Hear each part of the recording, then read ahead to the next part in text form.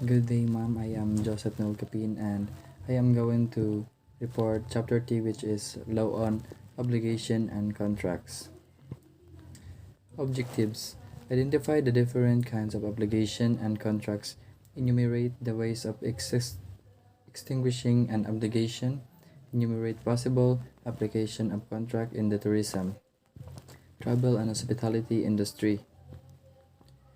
Article 1156, an obligation in a juridical necessity to give, to do, or not to do. We have four definite elements.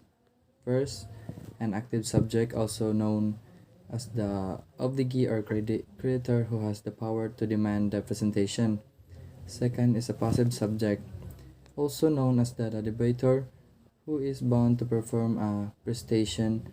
And third, an object or the presentation, which is an object or undertaking to give or to do, not to do.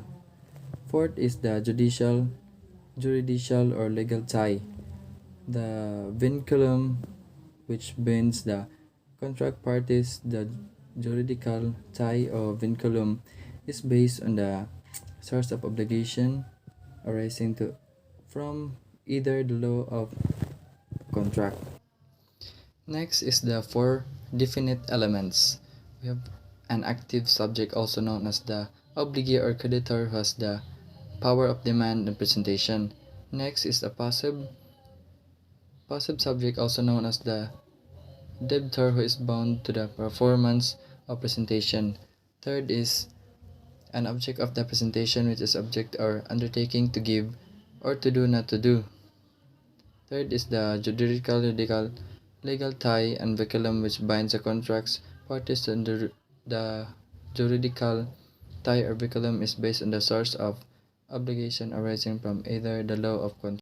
Article 1157, obligation arise from: first, law, contracts, quasi-contracts, acts of omissions punishable by law, and quasi-delicts. First, a contract is a meeting of the minds between two persons whereby one binds himself with respect to the other to give something, to do, render some service.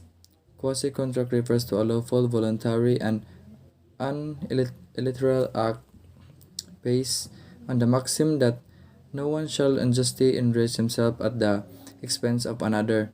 Civil obligations arising from criminal offenses are governed by the provision of the revised penal code, i.e. restitution, reparation of the damage caused, indemnification of consequential damage by the provision of the civil code on damages. Next is classification of contracts according to their relation to the contracts. First, preparatory, on those which have for their objects the establishment of a condition of in law which is necessary as preliminary step towards the celebration of other sequence contract. Example: partnership, agency, common carrier, and insurance.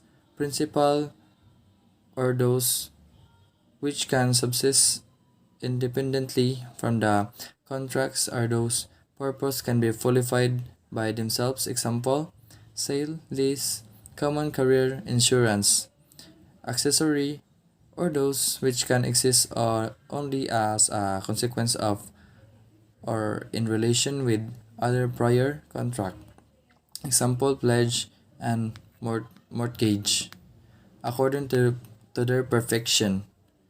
Consensual, or those which are perfected by the merged agreement of the parties. Example: sale, lease. Real, or those which require not only to the consent of the parties their perfection, but also the delivery of the object by one party to the other. Example: comodatum, deposit, and pledge.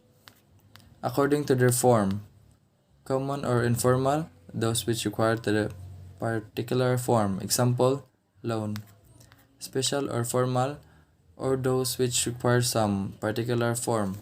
Example, donation, chattel mortgage. Next, according to their purpose, transfer of ownership. Example, sale, conveyance of use. Example, comodatum, rendition of service. Example, agency, list of services and labor. That's all. Thank you.